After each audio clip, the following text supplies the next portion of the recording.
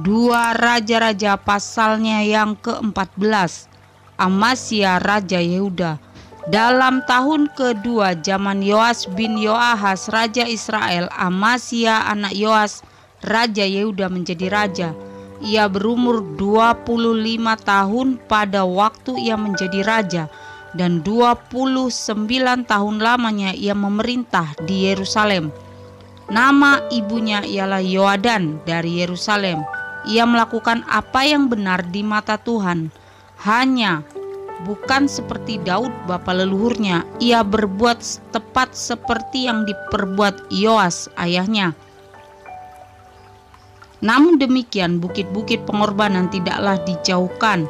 Bangsa itu masih mempersembahkan dan membakar korban di bukit-bukit itu. Segera sesudah kuasa kerajaan itu kokoh di tangannya, dibunuhnyalah pegawai-pegawainya yang telah membunuh raja, yaitu ayahnya. Tetapi anak-anak para pembunuh itu tidak dihukum mati olehnya, seperti yang tertulis dalam kitab Taurat Musa, di mana Tuhan telah memberi perintah, janganlah ayah dihukum mati karena anaknya, janganlah juga anak dihukum mati karena ayahnya, melainkan setiap orang harus dihukum mati karena dosanya sendiri. Ia mengalahkan Edom di lembah Asin, 10.000 orang banyaknya, dan merebut Sela dalam peperangan itu. Lalu dinamainyalah kota itu Yokteel. Begitulah sampai hari ini. Pada waktu itu Amasya menyuruh utusan kepada Yoas bin Yoahas bin Yehu Raja Israel, mengatakan, "Mari kita mengadu tenaga." Tetapi Yoas Raja Israel menyuruh orang kepada Amasya Raja Yehuda mengatakan, "Rumput duri yang di Gunung Libanon mengirim pesan kepada pohon aras yang di Gunung Libanon, bunyinya, berikanlah anakmu perempuan kepada anakku laki-laki menjadi istrinya." Tetapi binatang-binatang hutan yang ada di Gunung Libanon itu berjalan lewat dari sana lalu menginjak rumput duri itu. "Memang engkau telah mengalahkan Edom, sebab itu engkau menjadi tinggi hati. Cukuplah bagimu mendapat kehormatan itu dan tinggallah di rumahmu. Untuk apa engkau menantang malapetaka sehingga engkau jatuh dan Yehuda bersama-sama engkau?"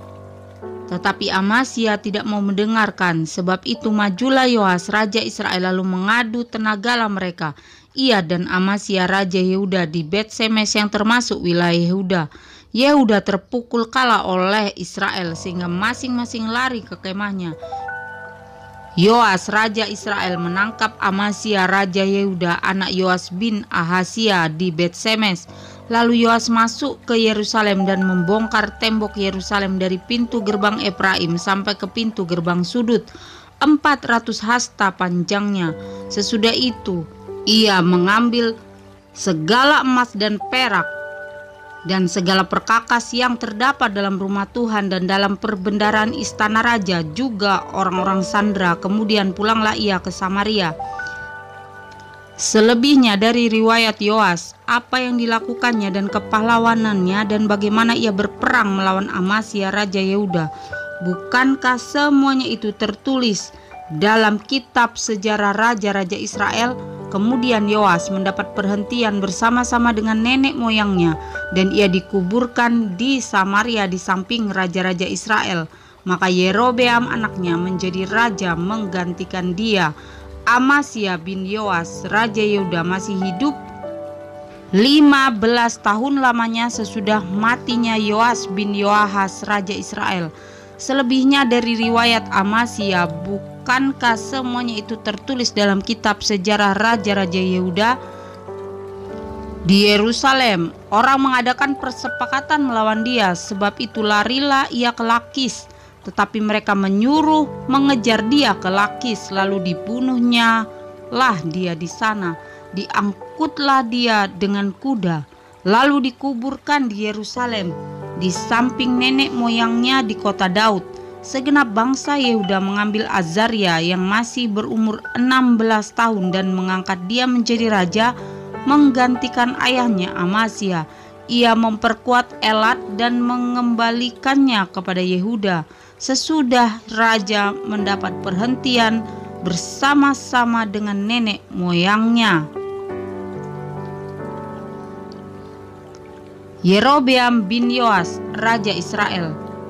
Dalam tahun ke-15 zaman Amazia bin Yoas, Raja Yehuda, Yerobeam anak Yoas, Raja Israel menjadi raja di Samaria. Ia memerintah 41 tahun lamanya. Ia melakukan apa yang jahat di mata Tuhan. Ia tidak menjauh dari segala dosa Yerobeam bin Nebat yang mengakibatkan orang Israel berdosa pula. Ia mengembalikan daerah Israel dari jalan masuk ke Hamat sampai ke Laut Araba sesuai dengan firman Tuhan Allah Israel yang telah diucapkannya dengan perantaraan hambanya Nabi Yunus bin Amitai dari Gat-Hefer. Sebab Tuhan telah melihat betapa pahitnya kesengsaraan orang Israel itu sudah habis lenyap, baik yang tinggi maupun yang rendah kedudukannya, dan tidak ada penolong bagi orang Israel. Tetapi Tuhan tidak mengatakan bahwa ia akan menghapuskan nama Israel dari kolong langit. Jadi ia menolong mereka dengan perantaraan Yerobeam bin Yoas. Selebihnya dari riwayat Yerobeam dan segala yang dilakukannya dan kepahlawanannya, bagaimana ia berperang dan bagaimana ia mengembalikan Damsyik dan Hamat Yehuda ke dalam Israel. Bukankah semuanya itu tertulis dalam kitab sejarah raja-raja Israel? Kemudian Yerobeam mendapat perhentian bersama-sama dengan nenek moyangnya raja-raja Israel. Maka Zakaria anaknya menjadi raja menggantikan dia.